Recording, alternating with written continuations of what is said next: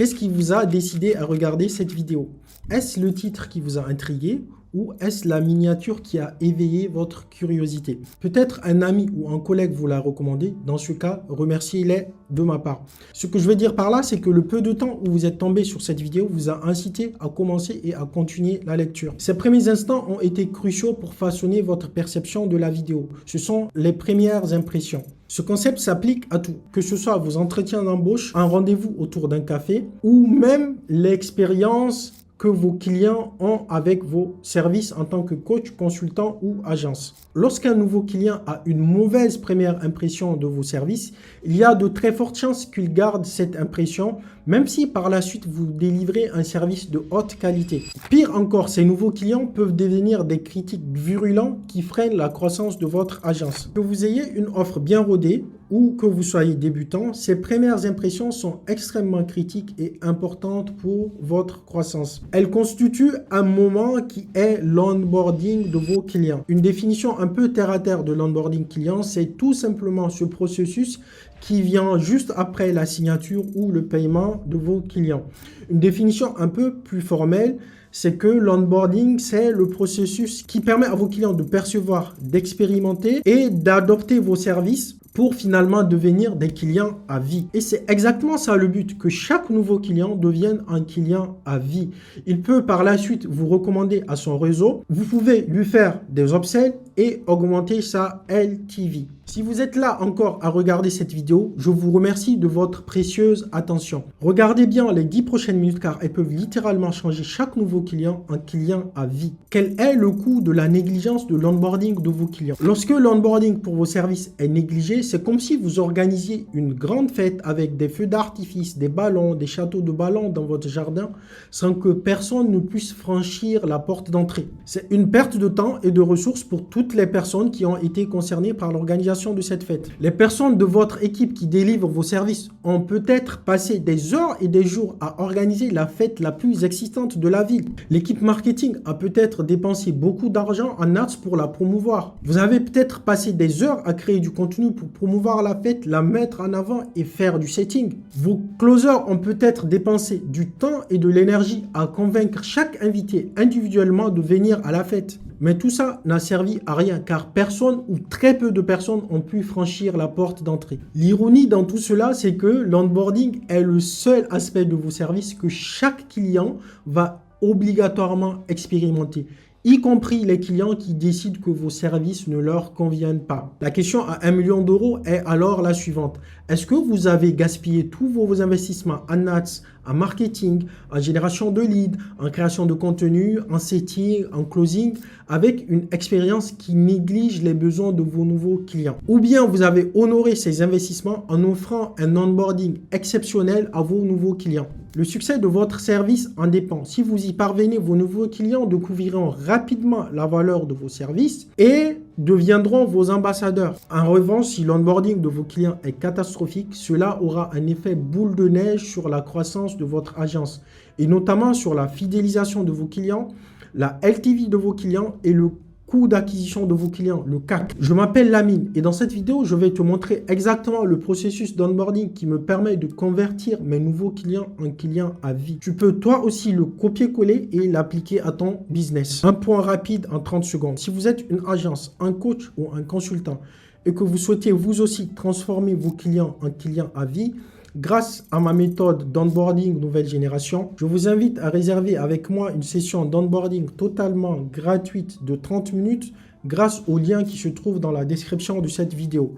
Je ne vais pas vous manger, je vous assure. Je vais vous donner une roadmap claire pour que vous aussi vous puissiez implémenter un onboarding exceptionnel et efficace dans votre agence et voir potentiellement si je peux vous aider à l'implémenter. Alors concrètement, quel est le process d'onboarding que moi-même j'utilise dans mon agence? Donc voici exactement le process d'onboarding qui me permet de satisfaire mes clients et de les transformer en clients à vie. Vous pouvez vous aussi copier ce processus-là car toutes les étapes qui vont suivre sont complètement modulables et adaptables à votre propre agence. Donc, la première étape en fait ici c'est, vous voyez bien, c'est l'étape de paiement. Donc ici, c'est un déclencheur.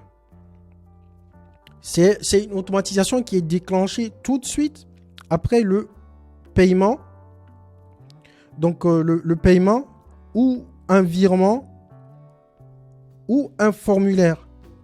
Donc, c'est un formulaire en fait que j'utilise directement lors de mes appels de vente pour onboarder mes clients. C'est qui facilite mon closing en fait. Une fois que le déclencheur il est activé, la première étape ici, c'est de réassurer le client. Donc, on lui envoie tout de suite un mail de bienvenue. Je précise encore que c'est totalement automatisé. On lui envoie tout de suite un mail de bienvenue. Et dans le mail, il y aura naturellement la bienvenue, la réassurance pour le réassurer qu'il a fait le bon choix. Ça peut paraître bête, mais ça assure les clients. Pour le réassurer qu'il a fait le bon choix, etc. Et ensuite, on lui présente les prochaines étapes. Et en parallèle, il y a une pièce jointe qui est envoyée. Donc, les pièces jointes, ça peut être la facture, le contrat de confidentialité pour l'assurer en fait qu'on ne va pas utiliser toutes les infos qu'on va récolter dans notre agence, qu'on ne va pas utiliser ces infos-là à d'autres fins. Et en parallèle de cette réassurance-là, nous avons le côté back-end. En back-end, qu'est-ce qu'on fait? On actualise notre CRM, on crée la fiche Notion du client, on crée son espace Drive privé pour qu'on puisse échanger des fichiers, des documents, etc. Et on actualise également notre base de données Airtable. La deuxième étape, c'est la création de son canal privé. Nous passons toutes nos communications via Slack. Slack, pourquoi? Parce que Slack permet d'intégrer plusieurs outils, Google Drive, etc. Et Slack permet à la fois de gérer nos clients et de gérer notre équipe en interne. Donc Slack, c'est vraiment un outil très professionnel. On peut le comparer à d'autres outils tels que Microsoft Teams et tout ça, mais Slack, c'est vraiment un outil très adapté pour les agences, les coachs et les consultants. Donc, dans ce canal privé dédié aux clients, on va lui envoyer un message de bienvenue avec un loom de bienvenue. Un loom, c'est ce que vous voyez en ce moment. Cette vidéo, c'est un loom en fait. Cette partie, en tout cas, de cette vidéo, c'est un loom. Et en troisième étape, là, la deuxième étape ici, la troisième étape. En troisième étape, qu'est-ce qu'on fait? On lui envoie un formulaire. Donc, un formulaire numéro 1 où on va lui demander certaines informations. Dès qu'il remplit ces infos, on le notifie. Donc, notification externe. Notification externe, c'est entre nous et le client. Donc, on lui notifie et on le remercie. On le remercie tout de suite après. Donc, ce qui augmente encore son engagement. Donc, dès qu'il remplit ce formulaire-là, automatiquement, une tâche est créée. En fait, on passe à la grande étape de la conception du process. Et une tâche est créée ici. Une tâche est créée dans notre gestionnaire de projet. Ça peut être, votre gestionnaire de projet peut être Asana, Trello, Monday ou d'autres outils de gestion de projet en fait. Donc, une tâche est créée et on notifie le membre de l'équipe à qui cette tâche est assignée. En fait, la tâche consiste tout simplement à concevoir le processus avec les infos que le client a remplies dans le formulaire numéro 1. Une fois que le processus est OK, ici, on envoie un loom de présentation du process au client. Et ici, le client, il va valider.